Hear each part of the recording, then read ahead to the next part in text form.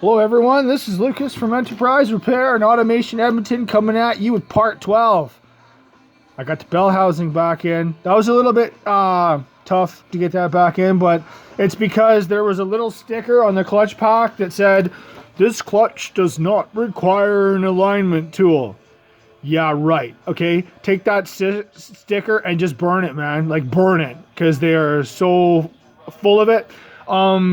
If anybody out there is a redneck mechanic, you know you can just use the socket as a clutch alignment tool, but fuck, they totally lied on this one here, and it gave me a lot of problems and everything else. But I'm going to show you what I did to kind of sneak this back together in a way where I wasn't going to damage the pressure plate. And what I did was I went to the scrapyard yesterday and I pulled all these long, these are actual bell housing bolts, and they're from Hyundai's and they're 14 mil. But what I did was I chopped the head off of them, and then I put the studs into the block so that I had something to rest the bell housing on as I slipped it on. And then, as you can see, I notched it with a Dremel there so I could back it out with just a regular screwdriver.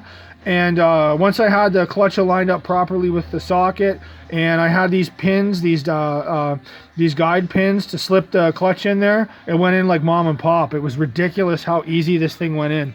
I was totally blown away by this whole deal right now. I mean, assembling the car from what I've done already now is going to be friggin' easy. Like, yeah, I mean, I've done basically all the hard work now. The clutch itself on here, I pulled off the online. It said that the torque for the bolts is supposed to be 11 to 15.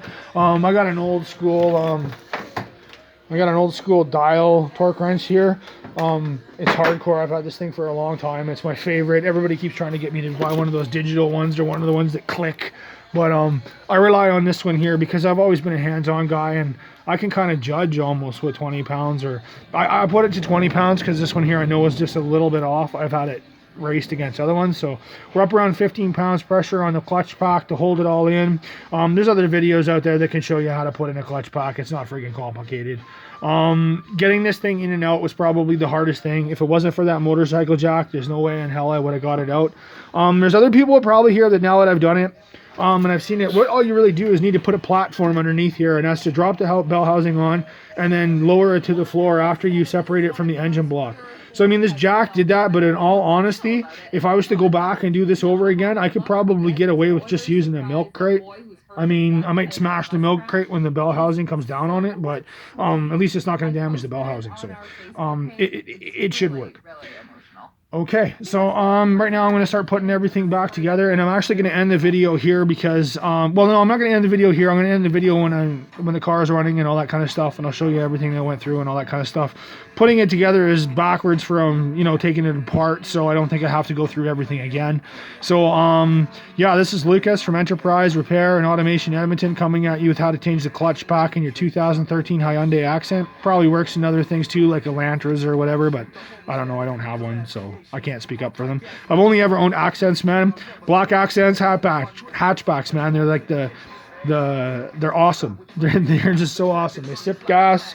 You can fix the whole thing. Like, as you can see in my tool list, when I went through there today, I didn't have a whole lot of tools throughout this whole process. On and off, it took me about a week, but I was filming it and going through everything and making sure that I didn't screw anything up. And like I said, I didn't even know how to do this, so I just compiled it from everything else that I've got. So again, this is Lucas from Enterprise Repair and Automation. If you like this video, give us a thumbs up and subscribe.